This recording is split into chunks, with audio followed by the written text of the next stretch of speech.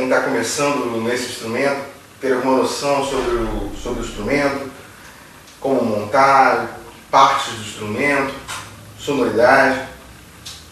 Bem, esse instrumento foi um instrumento inventado por um belga da cidade de Bruxelas chamado Adolphe Sax. Por isso o nome de saxofone. O saxofone é um instrumento que foi desenvolvido a partir da clarineta. Por isso também tem muita semelhança com a clarineta. Ambos são instrumentos de madeira, diferente do que geralmente as pessoas pensam, né? Que a gente olha o instrumento, ele é feito de metal, e a gente pensa, então é um instrumento de metal também, como o trompete, o trombone. Não. É um instrumento diferente de metal, porque a vibração não é feita direto no metal, é feita na madeira, que nós vamos ver aqui. É uma palheta, nós chamamos de palheta, mas é uma madeira que fica presa à braçadeira, junto à boquilha, e ela que vibra para produzir o som. Na verdade, todo instrumento é classificado por aquilo que vibra nele. Por isso que a gente diz, violão é um instrumento de cordas, porque apesar de ele ser feito de madeira, o que vibra nele são as cordas. O saxofone, portanto, é um instrumento de madeira, porque apesar de ele ser feito de metal, o que vibra nele para produzir o som é essa madeira que nós chamamos de palheta, e ela fica junto à boquilha. Bom, a boquilha é essa peça, que existem várias marcas, vários modelos, várias dimensões diferentes para se adaptar melhor à sua embocadura, a cada tipo de lábio, a cada tipo de pressão de lábio, de maxilar, peso de maxilar. Essa aqui, especificamente, que eu uso é uma Klaus Lake 7*3, que hoje é uma boquilha que eu gosto muito, e ela é uma boquilha de massa. Massa é o material que ela foi feita. Mas existem outros materiais, como metal mesmo, boquilha de metal para tocar. É interessante também, eu usei por muito tempo. E a boquilha de metal, ela produz um som um pouco mais rasgado, um pouco de mais vibração. Isso varia de pessoa para pessoa, o que ela quer naquele momento, de uma boquilha de massa ou de metal, isso varia bastante. A numeração das boquilhas geralmente tem a ver com a abertura dela. A abertura é a distância que existe entre a palheta e a boquilha. E essa abertura é mensurada através desses números. Mas a gente não conseguiu ainda ter um padrão bem definido de todas as marcas, então os números variam um pouco. A Klaus Lake, especificamente, sempre usa essa questão do número asterisco, né? Essa aqui no caso 7*3, existe também 6*3, enfim. O que prende a palheta, a boquilha, é uma braçadeira, que no caso aqui essa é de couro, mas existem outras braçadeiras de metal. Algumas pessoas dizem que braçadeira muda o som também, você pode comprar uma braçadeira com um som mais colorido, mais vibrante. Eu não consigo entender muito bem como uma braçadeira poderia mudar tanto o som assim, mas enfim, existem também. Eu acabo comprando a braçadeira pela facilidade dela, que ela me dá de fechar a palheta rápido e por isso. Bem, o saxofone tem uma divisão rápida dele, seria corpo do saxofone, tudel, que é essa parte curva do saxofone, no caso esse é um saxofone alto, e a campana, algumas pessoas chamam de boca, né? Boca ou campana, onde produz a maior parte do ar e do som, né? Então nós temos o corpo, a campana e o tudel. Essa tira, essa corda que prende, divide o peso do saxofone com o corpo, chama-se talabarte. Boquilha. Então, esse saxofone é um saxofone alto. Alto porque vem da voz contralto. Existem outros saxofones. Quando o saxofone foi desenvolvido, havia uma família muito maior do que efetivamente hoje é comercializado. Mas nós temos ainda dos mais utilizados o soprano, afinado em si bemol, o alto ou contralto, afinado em mi bemol, o tenor, afinado em si bemol, o barítono, afinado em mi bemol. Esses talvez sejam os mais fáceis de ser achados, mais fáceis de ser comercializados. Porém, existem outros em outras afinações, alguns feitos pelo luthier, e você consegue fazer um instrumento específico para você, com uma outra afinação, mas em geral são esses saxofones que você vai encontrar com mais facilidade. Esse saxofone é um saxofone da Yamaha, um sax Yamaha 62, que é um sax bacana para sax alto. E, bem, presa a boquilha, ela é presa através dessa cortiça aqui, que causa essa aderência aqui. E quando a gente coloca a boquilha no tudel, a gente tem que ter um cuidado de colocá-la e vai manter uma distância exata, diferente para cada boquilha, mas que vai gerar a afinação do seu instrumento. Então a afinação, que eu posso chamar de afinação real do seu instrumento, é feita só com essa colocação da boquilha. Você coloca a boquilha e você, trazendo a boquilha mais para trás, você tem um sax maior, mais longo, mais alongado, e por esse motivo tem uma afinação mais baixa. Quanto mais você aperta, o saxofone fica menor, e aí ele tem uma afinação mais alta. Bem, eu tenho uma posição que eu já sei mais ou menos onde fica nesse saxofone a afinação. Vocês podem conferir isso com o afinador eletrônico, comparando com outros instrumentos também, sempre lembrando, é claro, que o saxofone é um instrumento transpositor. Então, fazendo a transposição, por exemplo, esse saxofone é um saxofone em Mi bemol, afinado em Mi bemol. Portanto, quando esse saxofone toca em Dó, os outros instrumentos da banda tocariam em Mi bemol. Bem, sobre o som do saxofone. O saxofone, se nós simplesmente assoprarmos aqui, nós não vamos tirar som.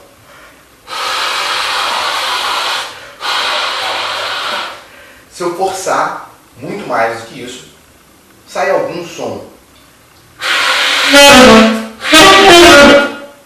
Mas não é o som que a gente quer. O som que a gente quer do saxofone vai ser um som que também vai requerer uma embocadura. Você já deve ter ouvido falar sobre essa palavra. Embocadura nada mais é do que um formato que a gente vai fazer com a boca para a produção desse som. É claro que existe uma diferença nesse formato da boca, do tamanho da boca, para cada uma das notas. Mas conforme você vai estudando, você vai fazer esse formato para cada uma das notas sem pensar muito nisso. Inicialmente, a preocupação tem que ser em tirar som, e tirar som da forma correta. Então seria, na parte superior da boquilha, eu vou colocar os dentes mesmo. Eles fincam em cima para me dar essa segurança. Embaixo, os lados ficam levemente virados para dentro. Levemente, não, veja que não é uma coisa muito grosseira, não, é leve. E a partir daí eu consigo produzir o meu som. Eu coloco o dente em cima, os lados levemente virados, naturalmente serão virados pela palheta, e eu vou atacar com uma sílaba, que é o tu. Eu vou imaginar essa sílaba para tocar, tu. Quando eu faço tu sem o saxofone, a minha língua fica atrás do meu dente, e ela depois, com a pressão do ar, ela solta, tu. Quando eu coloco a boquilha na boca, a minha língua vai estar em contato com a palheta. E depois ela vai fazer a mesma pressão e vai soltar. Vamos ver.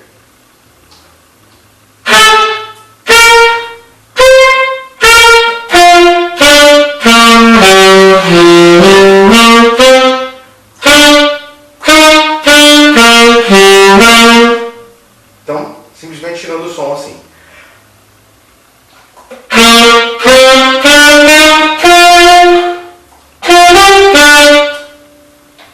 Outra coisa, depois que eu consigo tirar o som, de conseguir emitir esse tu e manter a nota no tu, eu vou tentar manter essa nota mais longa possível.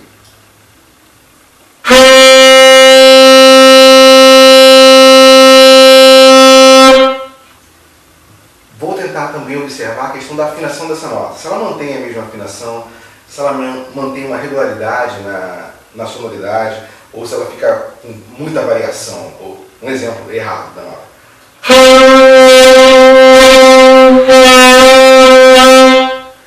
No início é muito comum acontecer isso, essa variação, porque a gente não tem ainda o ponto certo da embocadura. Então, enquanto você está estudando, é natural que aconteça isso. É importante também a gente verificar o tamanho do talabarte. O talabarte, ele tem que dividir o peso do saxofone. Então eu não posso deixar ele extremamente baixo a ponto de eu segurar todo o saxofone na mão, e não posso deixar ele muito em cima também, a ponto de o saxofone ficar muito em cima e eu não ter mobilidade. Então o certo é equilibrar isso de forma que, ao aproximar o saxofone da boca, ele venha naturalmente no tamanho exato na minha boca. E aí eu ataco com a nota Tu e a nota longa. Uma outra coisa que vocês devem ter ouvido por aí é a questão do ar diafragmático. E aí você pensa, não, mas o ar ele se concentra nos pulmões. É verdade. Então, nos pulmões você tem o ar, mas a gente pode impulsionar esse ar diafragmaticamente. Ou seja, você usar a parte inferior da barriga empurrando esse ar. E não simplesmente fazendo tu de boca. Tu. E sim. Então, todas as vezes que a gente for tocar a nota no saxofone, essa articulação do tu, vem também um ar junto com isso. E tem essa impulsão da barriga, essa impulsão diafragmática. Então seria.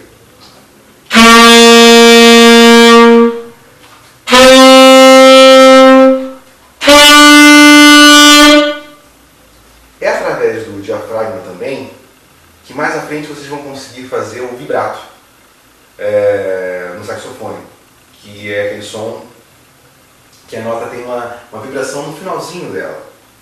Um exemplo.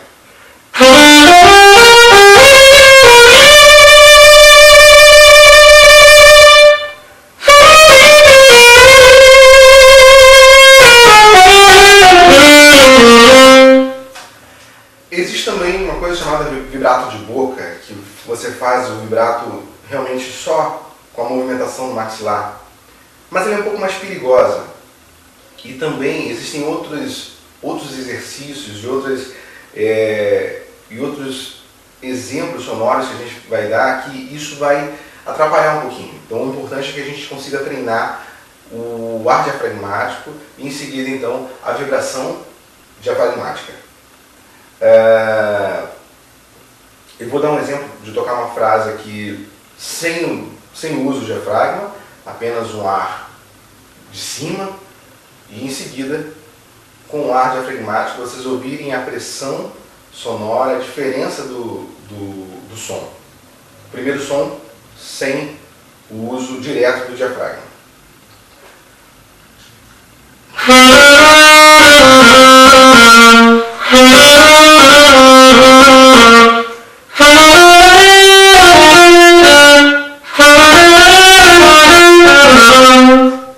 Com o uso do diafragma.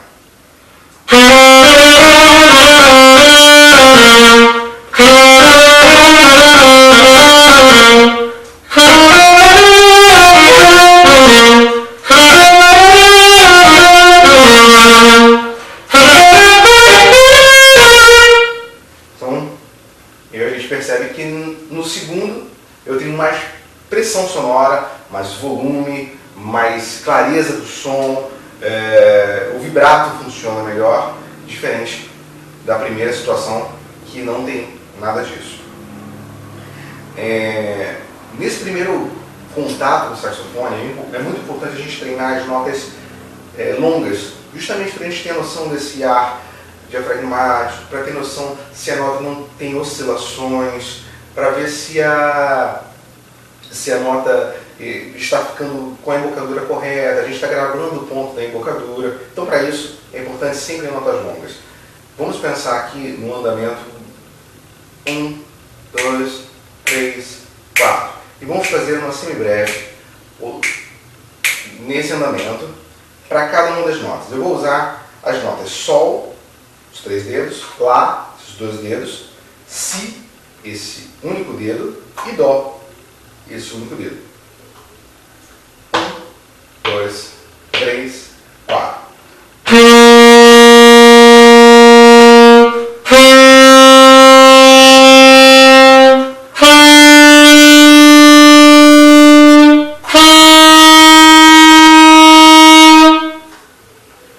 São notas que a gente pode começar aprendendo. É sempre importante começar com notas longas e também começar com a mão esquerda. Essas notas são notas da região média do saxofone, são mais fáceis de tirar e de controlá-las. Depois, descer toda a escala. Então, depois de treinado as notas longas, a gente já pode começar a fazer as notas longas na região grave.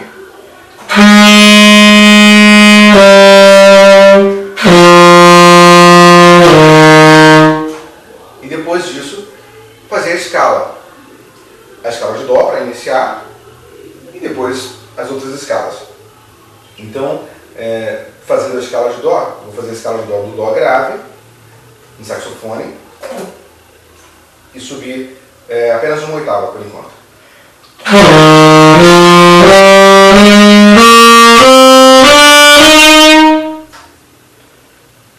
Vou subir e descer uma oitava.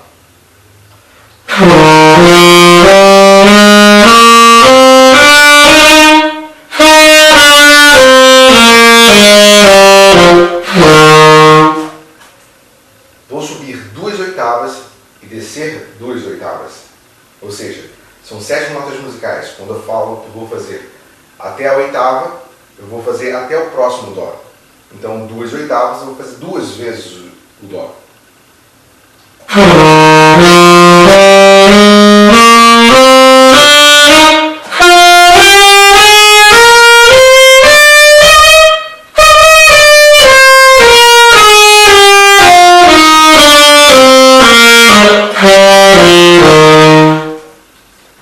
É importante também uma outra situação que é a articulação. Às vezes a gente pensa na articulação como sendo sempre tu, como se eu tivesse que todas as notas fazer essa articulação do tu que nós aprendemos no início. Não. A gente pode fazer tu, ru, tu, ru. Então quando eu faço o tu-ru na minha boca sem o saxofone, o tu, a língua sai de trás do dente, forte, né? Tu. E no ru, ela passa pelo sol da boca. Tu, ru. Tu, ru. No saxofone vai ser a mesma coisa. Ela sai da palheta, dá o primeiro ataque, depois ela passa pela palheta, interrompendo por milésimo de segundo a passagem do ar. Mas ela não impede totalmente a passagem do ar. Ela só impede muito pouquinho. Então o fluxo de ar permanece, porém eu tenho essa diferença no som que vai dar uma articulação das notas melhor do que se eu fizesse ligado ou se eu fizesse também toda vez com o mesmo tu. Então um exemplo da escala agora de Sol, que tem no Fá sustenido, né? Mas fazendo com a articulação do tu-ru.